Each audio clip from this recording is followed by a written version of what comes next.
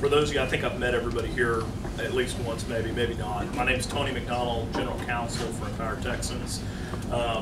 Michael asked me to do this presentation. If you've heard this before, I'm still slightly perplexed. He tells me, go give a presentation about the rules. And it's this book of things. And mostly when we think about rules, those in the legislature, they're thinking about points of order, stuff like that. How to, and if you're not familiar with that, that's basically when a person goes to the back microphone and they raise a point of order, and suddenly, for some reason unbeknownst to everybody, that person basically gets to kill a bill that they don't like, something that they probably didn't have the votes to defeat on the floor. They get to kind of have their will.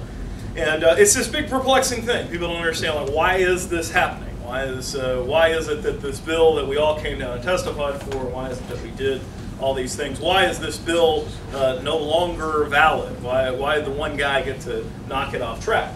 And really the reason for that is that we have a set of rules set up to design, and they're designed to protect the minority in the legislature, because the majority can always have their will, but the minority has rights that they have to be protected. And it's to protect the public as well, protect your interests, your rights. And so that's why those rules exist. And it's really quite simple. I'm not going to go into all of them. If you ever want to have an in-depth, nerdy conversation, find me and we'll chat. But the reason that they're there is to give you notice as to what's going on. So bills are filed. There's a certain delay until they're read for a first time, referred to a committee. Once they go to a committee, there's certain rules there in terms of like a 5-day posting notice. So you should have 5 days of notice before a committee has a hearing if you want to come down and testify on it. That'll give you the opportunity to do that. There's a process in terms of things that go into the documents with the bill. So it's not just a bill that's filed. Most people, I hear this a lot, maybe it's not as hard for me because I'm a nerdy lawyer, but when you go and read it, most people say, well, I don't even know how to make heads or tails of this thing. Well, there's documents that get attached to that, bill analyses, fiscal notes telling you if the thing's going to increase spending and take money out of your pocket. Things like that are all attached in the committee process, and then the bill goes to the floor. All of those things are designed and there to really to protect your interest, and like I said, and also the rights of the minority in the legislature. And so my general admonition would be, as you deal with the legislature, as you're here, things should not come as these instantaneous surprises. To the extent that something is misleading, to the extent that you're surprised that a hearing is taking place, and if it doesn't seem fair, it very well might not be. So to that extent, you may bring that up to your representative or one of us. So yeah, that's my first point about rules. But what I need to emphasize is there's not really a lot of interaction where it talks about the public in the rules. I kind of went through before we started doing these and looked at the rules. Really, the only place you see the public where there's rules on you in the rules of the legislature relate to decorum. There's Rule 1, Section 5 in the House talks about the duties of the Speaker of the House, and say that you folks can't go into the back hall of the House when they're meeting. You can't bring signs into the gallery. You can't, organize a nice chant to yell from the gallery while your favorite bill is either passing or not. Unless you're Wendy Davis. Well, yeah, unless it's a special session and you're the media, in which case you can kind of drum everybody up. And actually, that looked very. Most everybody kind of agreed that was inappropriate. We don't want to do those sort of things. If you're going to be effective, you're not going to do those sort of things. But that's where those rules interact. So it's really not that there's a bunch of rules on you. There's a lot of rules on them, and they're there to protect you. The one thing that I'll talk about, and it's worth talking about, is the state's lobby law. My first comment to each of you is, you're engaged citizens, you're here to petition your government, speak to legislators. You are not lobbyists. A lobbyist is a hired gun who builds relationships and then sells those relationships to people who want representation before the legislature. There's nothing wrong with that. I think a lot of people have a bad taste in their mouth about lobbyists, and there's certain things that happen in the lobby where those lobbyists do earn some of that distaste, but there's nothing wrong with that practice. But you folks are not lobbyists. It kind of always bugs us a little bit. People say, well, we're going to come down here, I'm going to lobby my legislator. No, you're going to go talk to your legislator about something. You're not a lobbyist. That said, there are rules out there, and there are certain people who would love to cast you in a light as a lobbyist for being engaged, and for being informed, and for being effective. And the more effective you are, the more engaged you are, sometimes the more microscope you get on your activities. So I wanted to talk a little bit about that law and how you can avoid running afoul of it. The first thing is there's kind of two different ways that they end up classifying people as lobbyists. The first is that a person spends too much money as part of their activities to engage in the legislature. There's an exception for a person's own travel, for their hotel expenses, for their gas, for that sort of thing, but it's for their own expenses. Keep that in mind. What you really would run into here, and my biggest recommendation is don't buy lunches for legislators. Don't give things of value to legislators. Not only do you potentially run afoul of lobby law, you can actually, that can be considered an illegal honorarium, a gift that's given to a legislator for the purpose of, because they're a legislator. You can do little de minimis plaques and stuff like that, and people do things, little tiny gifts, but things that are of actual, real, tangible value, sports tickets, all that kind of stuff, you're really going to have trouble if you go that route. There's a certain limit. You can just do a couple $100s worth of that without running afoul of the law, but I really recommend just not doing it. It's not necessary. I don't think you're going to hear from anyone here that going to meet with your legislator, well, it's so much more effective if you show up with a plate of fajitas or something. It's not really how it works. So I'd recommend just don't do that to the extent that just don't spend money as part of it. It shouldn't operate that way. That really shouldn't be a concern, but it is. So don't do it. Go ahead. Same cautions will apply to the staff? A legislative staffer, from the lowliest intern to the lieutenant governor to a senator to a state representative, doesn't matter. Or same thing with a state employee and executive agency. No difference between an employee and an elected official. It's all the same. So just be careful about that. And that leads to some weird conclusions. If you know people who've been in the worked in the legislature, you've known them for a long time, you still need to be very careful.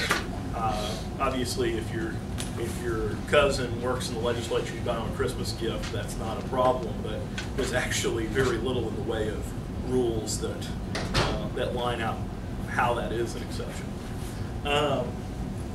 The other part is if you communicate with the legislature on another person's behalf as part of your employment.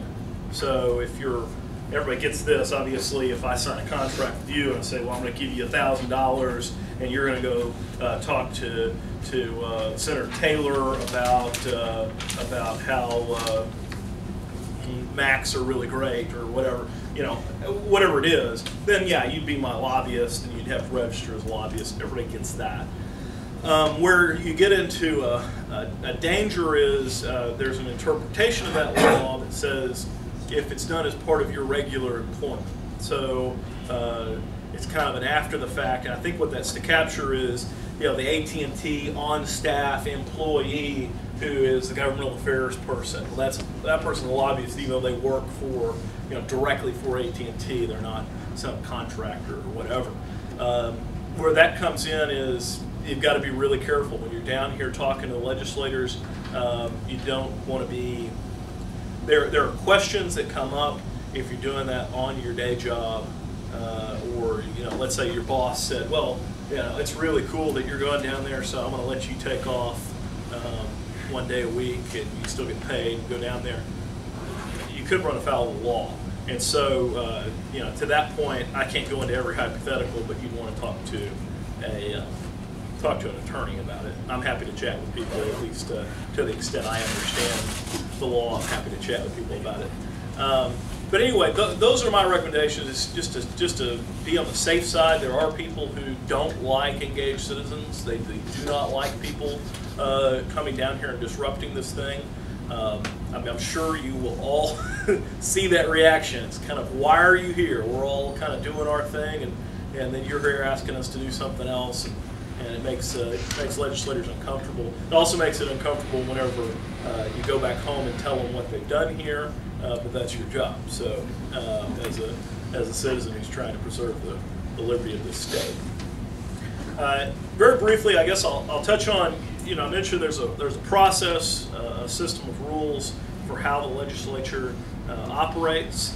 Where we're at right now, we're still very early in this process. In the Senate, they have made committee assignments, and so you can actually look those up. I would encourage each of you to actually go look at that, to know where, what jobs do each legislator have to specialize in. Whether they're a committee chairman or they just serve on a certain committee, they're going to be looking at that area of the law. They're going to be looking at that area in terms of bills. And so as you have an issue that you care about, you're going to want to interact with those that, not only your own representative or senator, but those that have some impact on the process as it relates to your issue. And that's a myriad of issues, so I can't really go into details on that, but you want to look at those assignments. That has not happened over in the House yet. The House is still waiting for committee assignments. So we kind of expected those Friday. They didn't come down Friday. I'm kind of thinking they'll probably come down this coming Friday, which is about on schedule.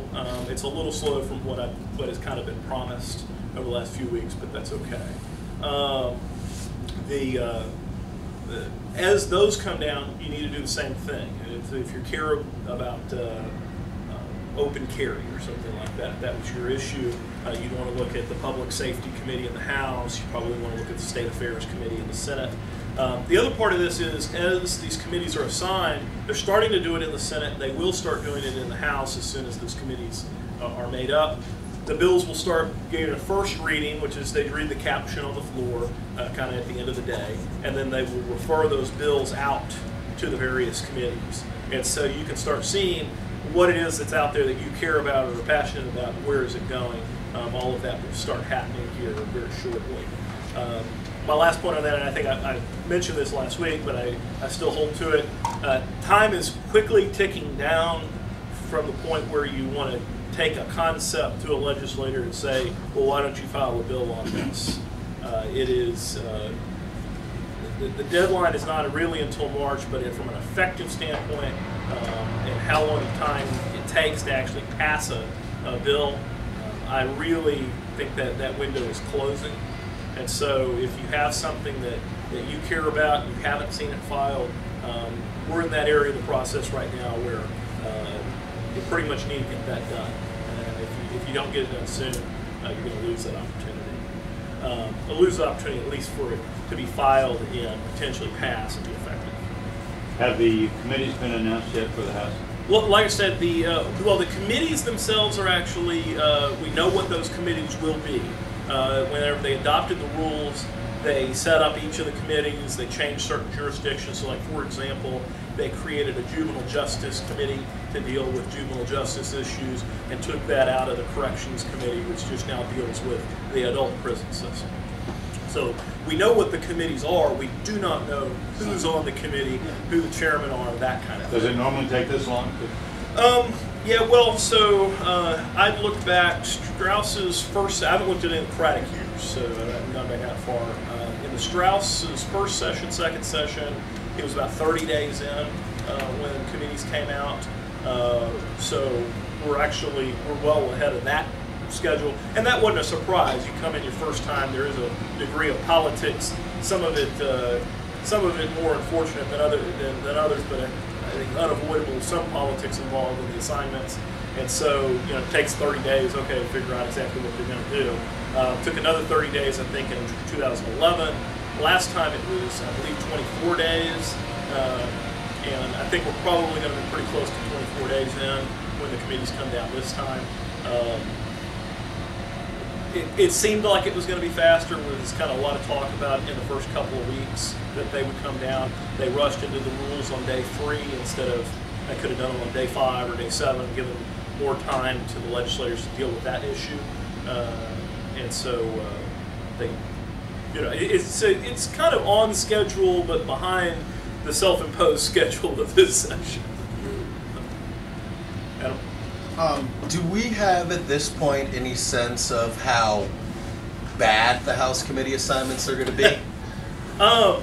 No, I don't think we can get. Well, we can only guess at this point as to what the Speaker will do. Now, we can make an informed guess about that. Obviously, I'm making. Do not hide my opinion of the Speaker. He has, in the last legislature, absolutely perfectly carved out conservatives from positions of power. Even those who supported him, even those who were kind of on his team, so to say, they were marginalized in terms of power in the House. And there's a lot of ways in the House, well, in the legislature in general, where there's an illusion of participation by the members, but then actually the real control is by the Speaker, by a set few. I know that Representative David Simpson is focused on the conference committee process at the end of the year, and I'll start talking about that down the line from now. That's an area where there's this kind of illusion of participation, and then everything can get changed at the end by a hand-picked select few. So we have to be vigilant about these things. In the past, conservatives have not gotten a very good shake on committees. We'll see how that goes this session. There were certain people who supported the Speaker and said, we're going to work with him, and we think that's going to yield the best return for our constituents and for our agenda. I highly doubt that, but we'll see what happens with them. What I think you want to keep an eye on is those. What happens to the 19 conservatives who voted for Turner, or the 18 conservatives who voted for Turner? What happens to those people? I think it may not be entirely surprising what happens, but we'll see. The other thing is to look at those people who we think of as conservatives who maybe have a good score on some of the indexes and things like that, just different ways of identifying the more conservative Republican members and see where they end up. Do they actually end up with a majority of those people on a committee? If they end up as a chairman, do they end up as the chairman of a very liberal committee? That sort of thing happened last session, where a good example of that is Lois Colkhorst, chair of the Public Health Committee, and then has like a pro-abortion majority on that committee. So she doesn't control, at least on that issue, did not control her own committee. So anyway, it's time to be vigilant on it, and as everything comes down, if you look at things, it'll inform you as to how to engage in the legislature. So I think I've rattled on enough, but I think Emily Kebedeau is going to talk to you about how to be effective in communicating with legislators when you go to their offices and just generally.